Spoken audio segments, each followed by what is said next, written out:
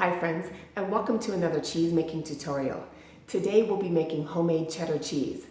It might be the most popular cheese in America, and it just might be the most popular cheese in the world. If you're new to the channel, welcome. Consider subscribing and hitting that notification bell so you don't miss a recipe. Come into my kitchen. Let me show you how to make cheddar cheese.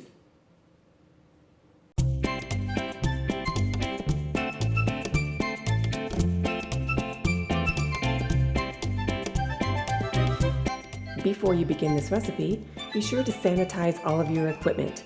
You can do this by using the sanitized session in your dishwasher, or you could also boil most of this equipment in your stock pot for just a few minutes. Then take all of your equipment and lay it out onto a very clean dish towel.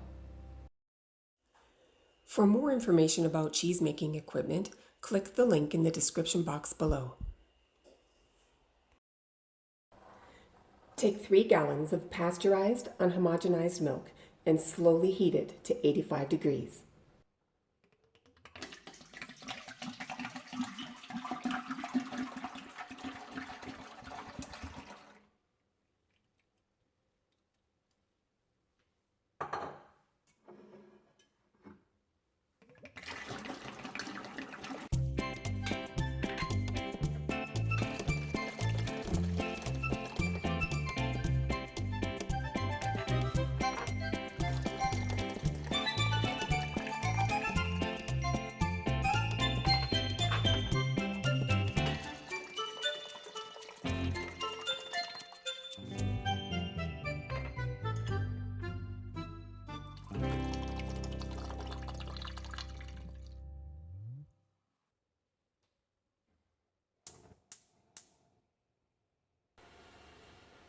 Most of the milk is for the cheese, but a little bit will be for the kitty.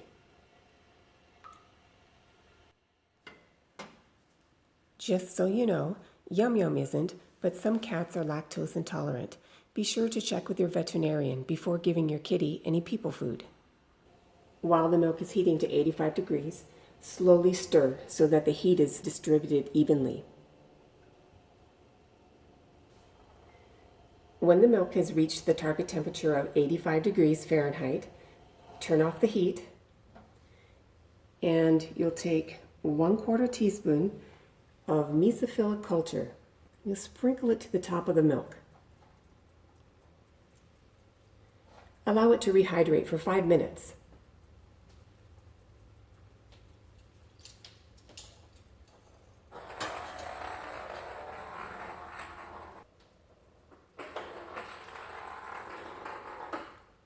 Once the 5 minutes has elapsed, go ahead and, with the top and bottom stirring motion, stir in the mesophilic culture into the milk. You'll stir for 1 minute.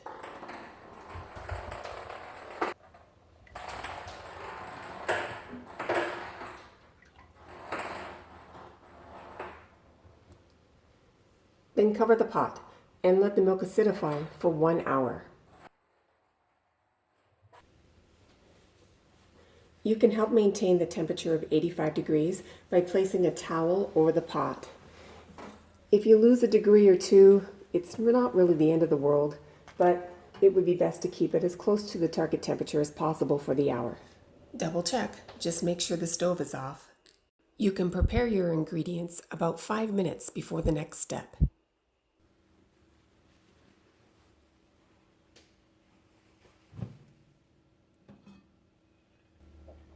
After the hour has elapsed, it's time to mix in the ingredients. The first thing we'll do is we will add the calcium chloride. So this is 3/4 teaspoon of calcium chloride in a 1/4 cup of non-chlorinated water. Add it to the milk. Stir for 1 minute.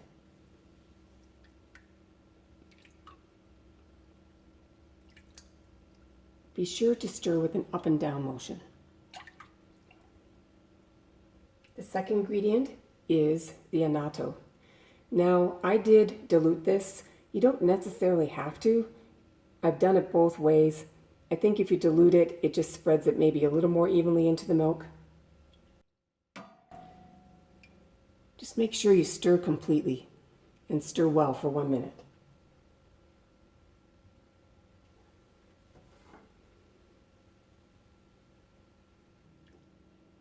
A little tip about annatto, it's a great coloring.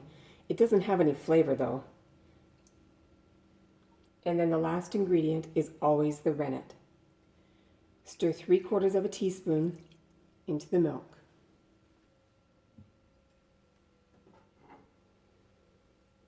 Stir well using an up and down motion for no longer than 1 minute.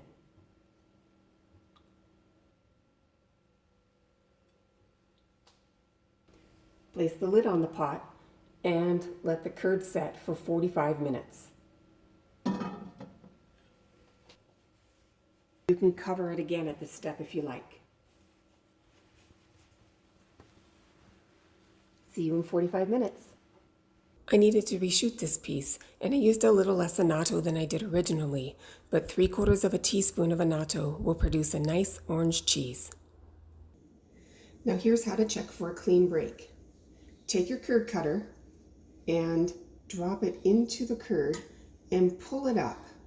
And the goal will be for the curd to break as you bring it up, just like that. And that's what a clean break looks like. Cut the curds in 1/2 inch cubes, first vertically, then horizontally.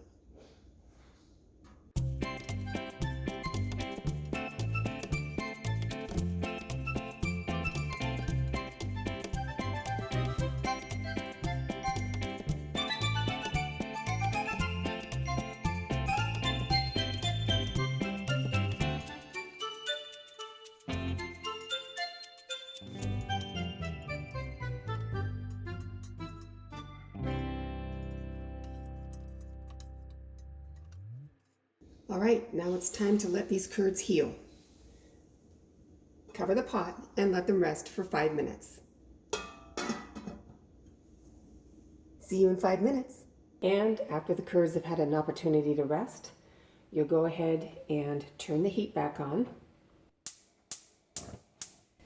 And we're going to take these curds from 85 degrees to 100 degrees over a 30-minute period of time. While this is happening, you'll begin to stir the curd. Stir it very slowly and very gently, especially in the beginning, because the curds are so fragile and we don't want them to shatter. But you can just take it nice and easy. You'll have some curds that didn't cut quite as well as others, and that's no problem. You can just cut them with the edge of the spoon. I like to call these whale curds. They're too big, and they just need to be cut uniformly. Make sure that the temperature doesn't run away from you. You don't want to heat too quickly. You really want this to heat very evenly over the next 30 minutes.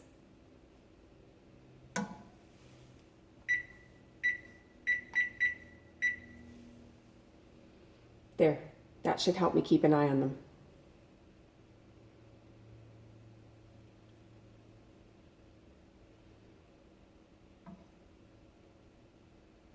I think that sometimes YumYum spends all of her time trying to figure out how to get to the cheese.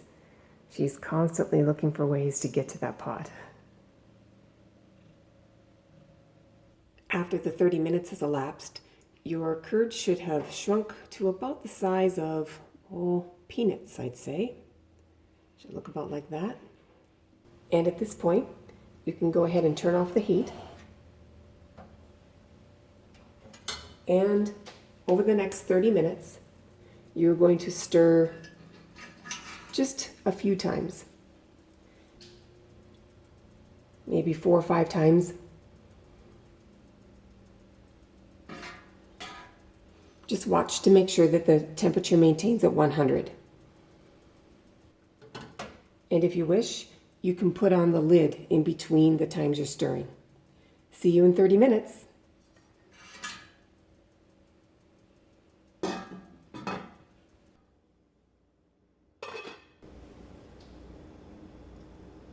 And just one more stir in the 30-minute cook time. And that's it. Now you're going to let the curds settle to the bottom of the pot for 15 minutes.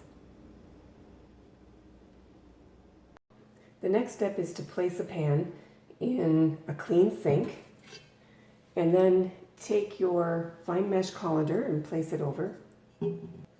And now we'll pour the curds into the colander.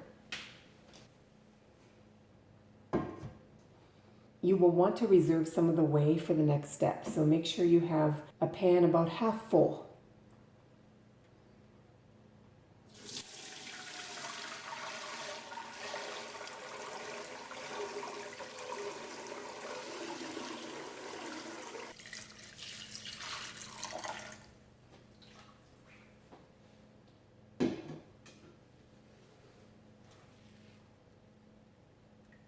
This pot of whey I'm going to use a little later on. I think I'm going to use it for caramel this time.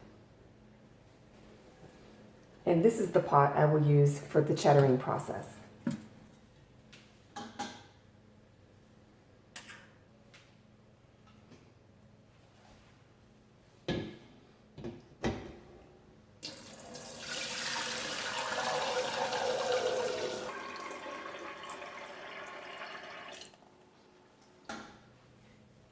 Place this one on the stove. You'll need it in a moment.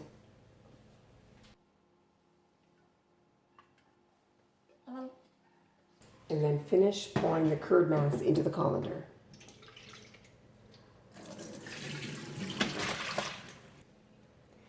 That dumped a little faster than I expected. Here's what you're going to do.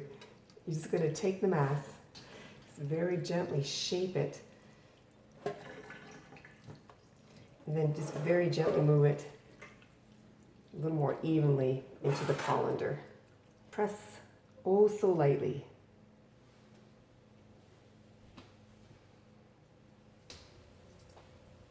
In the meantime, heat up your half full pot of whey to 110 degrees.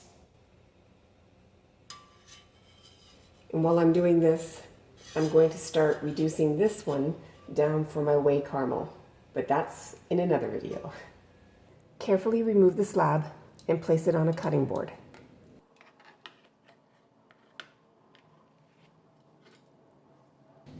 And with a clean knife, cut the slab in half.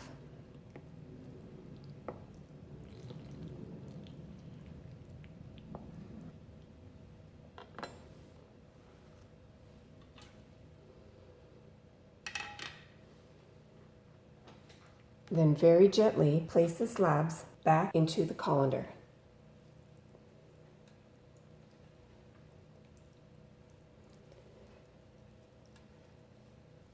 All right, the whey in the pot is 110 degrees and we've placed the slabs on top. Make sure that the colander is not sitting inside the whey because you don't want the slabs to be submerged. This begins the cheddaring process.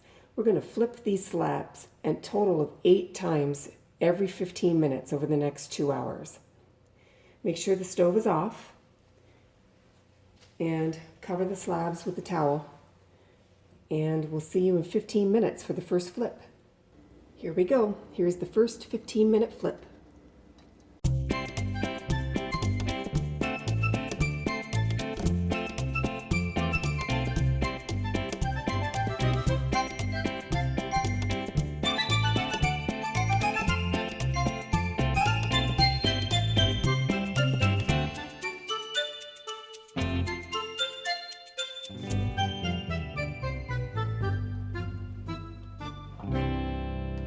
And number 8.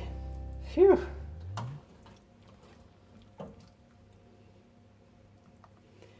Last one.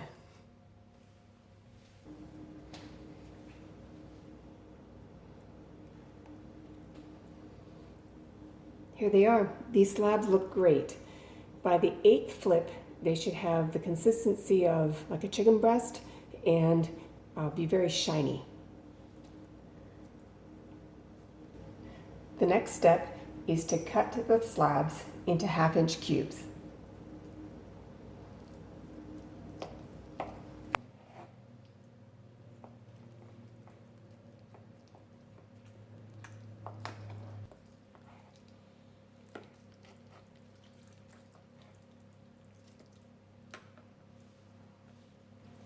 And then you'll take the cubes and just break them up into a container.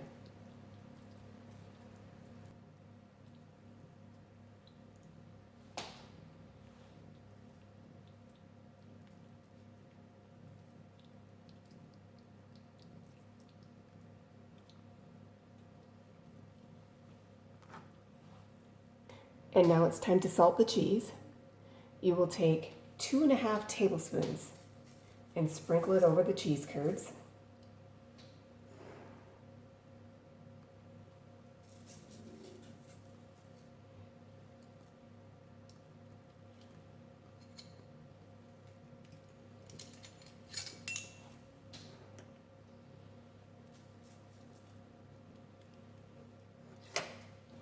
And then just mill it in with your hands.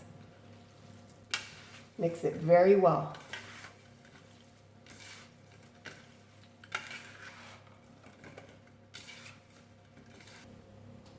Now it's time to prepare the mold. I'm using a 3 to 4 pound mold, a medium size, with a diameter of 7 3/4 inches. I'll take a number 10 cheesecloth, and as you can see, it's a very loose weave. And you'll just make kind of a wrap for the curds to sit in.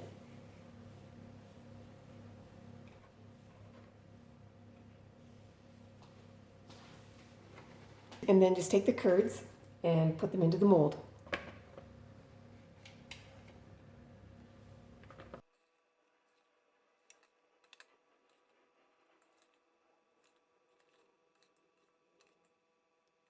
Okay, and then you'll take the edges of the cheesecloth and just wrap it on top so that all of the cheese is covered. Just like that. You'll take the follower and you'll place it on top. And I'm pretty sure we're going to need a couple of these. We'll start with one.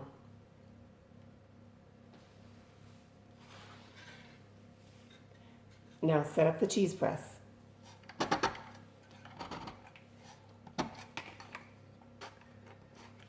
Try to get the cheese centered into the press just as much as you can. That feels good.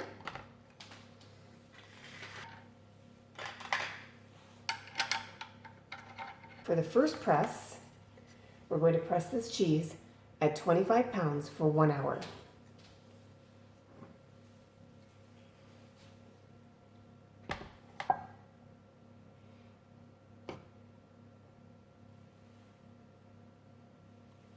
See you in an hour. Here, I wanted to show you something. This is the whey draining from the first press, and it's coming in at a pretty good clip. This is just about the way you want it. This is perfect and what you should be looking for.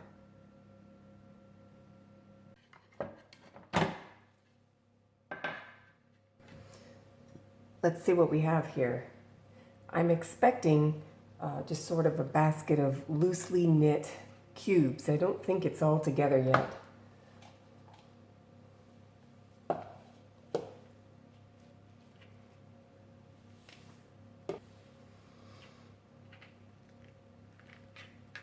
All right.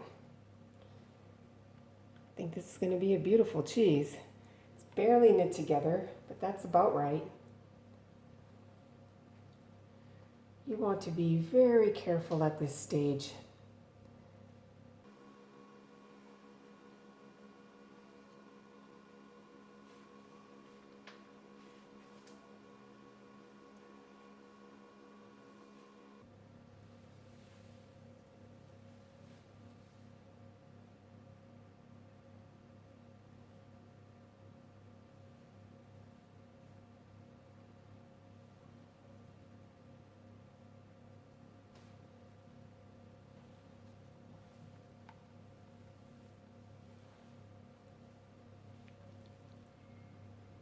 Just remove the old, and then you can work with the new one. Yeah, that's coming along nicely. All right. Put everything back in its place.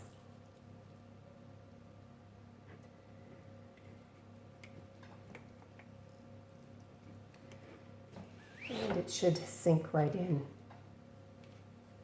Pull up on the edges so that you can reduce the creases in the cheese. Put the follower back on and some extras. Okay, the wing nuts are tightened down to the level of the press. And now we're going to add more weight. We're going to add 40 pounds. Oh. Who knew cheese making was such a workout? There we go. Okay, the second pressing is at 40 pounds for 12 hours. And 12 hours later, or in my case, the next morning, you're going to go ahead and remove it from the press. Oh, this is beautiful. Ooh.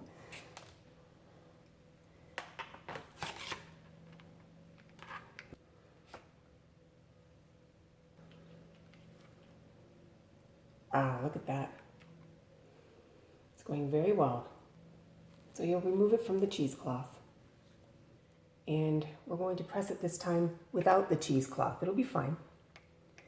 And my goal is to prevent the wrinkles that the cheesecloth can do. And that should take care of it.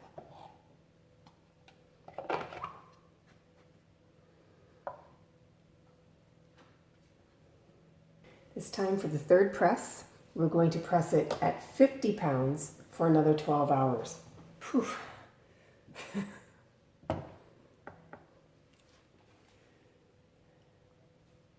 And here it is, 12 hours out of the third press. And then you'll put it on a drying rack and you will flip it every 12 hours and you will leave it here until it's dry to the touch. I would say 2 to 3 days. And once it's dry to the touch, vacuum seal the cheese. And then let the cheese age for 3 to 6 months at 54 degrees. Make sure that you turn the cheese over weekly. We'll see you in 3 to 6 months. All right, 5 months ago today, this beautiful cheddar cheese was born. And I know I said 3 to 6 months. I wanted to hold out for 6 months, but I just decided I didn't want to wait anymore. So the first thing we're going to do is weigh the cheese because I haven't done that yet. I'd just like to know what sort of yield I got this time. And exactly 2.5 pounds. That's awesome.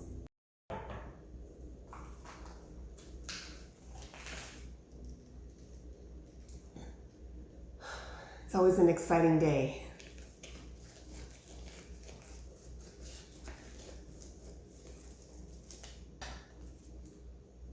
The first thing I like to do always is smell it. See what it smells like. Ooh.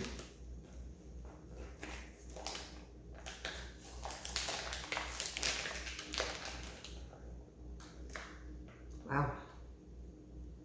Very cheddary. Not a surprise. I'm going to show you, this is part of the reason why I decided to open it. There's a little bit of mold on the rind right there. I noticed it the last time I was flipping it. So I'm going to go ahead and remove that right now. If there's a little bit of mold, what may have happened is there might have been some moisture, but I decided it was time to get this open and see what it tastes like.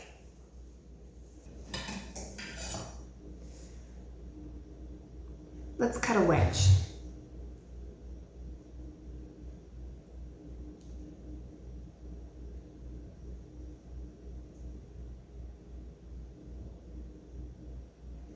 Slicing easily.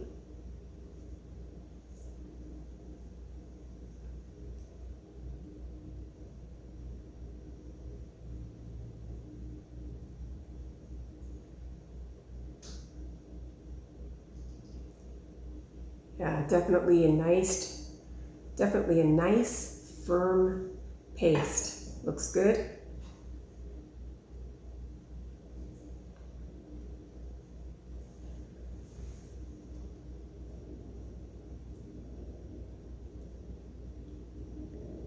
Wow. Oh, check it out.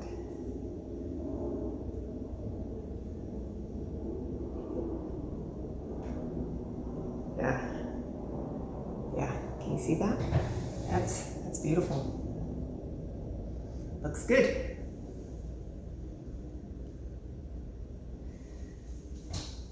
A little piece came off conveniently, so let's taste this.